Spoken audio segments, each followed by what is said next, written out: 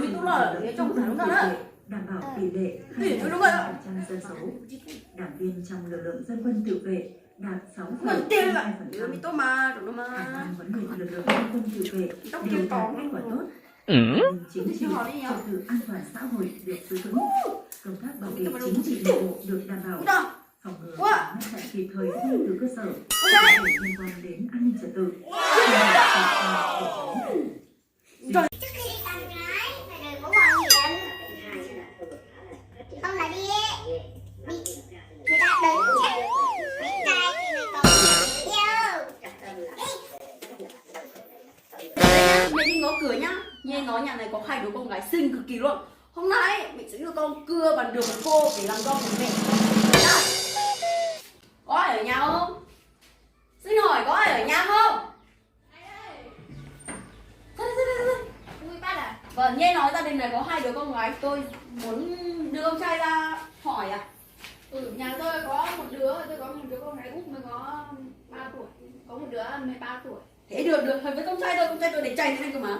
Trai của bác đây à? Đúng rồi. Em được chơi như thế này à? Đấy, nghe nói chưa? Con trai tôi là để chạy nước bóp.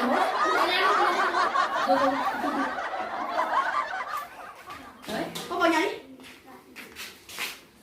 Ngồi đây. Con ơi. Này bác này à? Đúng rồi, con trai bắt đây này. Ôi, xóm thế con làm gì mà yêu được? Em chạy anh xóm ạ, em để chạy thế nào? Đấy. The motherfucking Đấy, Eagle về làm Double đâu G. nhà bác là rồi. Khỏi phải chê đâu. Mẹ ơi, nó xấu quá, con không chịu lấy nó đâu. Đấy, bác thấy chưa? Tôi muốn là con gái bác mà con gái tôi như này, tôi không chịu. Là anh đi rồi em hết khổ. Đấy, lấy con trai tôi là hết khổ nhá. Thôi con ạ. Con gái lớn thì ai cũng phải đi lấy chồng thôi. Nên là con mẹ sẽ gả con cho con trai của bác này. Con thấy sao? Nhà bác giàu điều kiện, ô tô xe xịn. Nhà bác lại ở Sài Gòn. Con lấy về tha hồ mà ăn chơi thôi. Ông chỉ làm việc nhà, quét nhà thôi. Sài Gòn con dân tộc á? Mình có phải là dân tộc đấy bạn ơi. Thế bạn mà cái này là cái gì? Tại vì, mình quên mất. Tại vì ấy, lúc nào mình vào cái bản đấy, mình hỏi là lấy vợ ở đây thì lấy kiểu gì, hỏi là mình phải ăn mặc dân tộc thì người ta mới cho lái. Thì mới đưa con trai đi mua cái bộ đồ này với lại cái bộ này cho mẹ con mình mặc đây. Mình ở tận Sài Gòn. Dạo này già rồi hơi bị lẩn cẩn, không thể ngu ấy. Thế nhá, đồng ý rồi nhá. Vâng.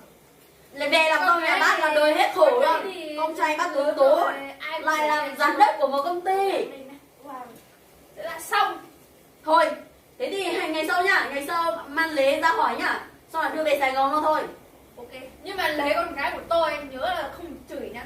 Nếu mà cái gì không biết thì bác phải dạy từ từ. Rồi ok nhá. Nhớ nhá.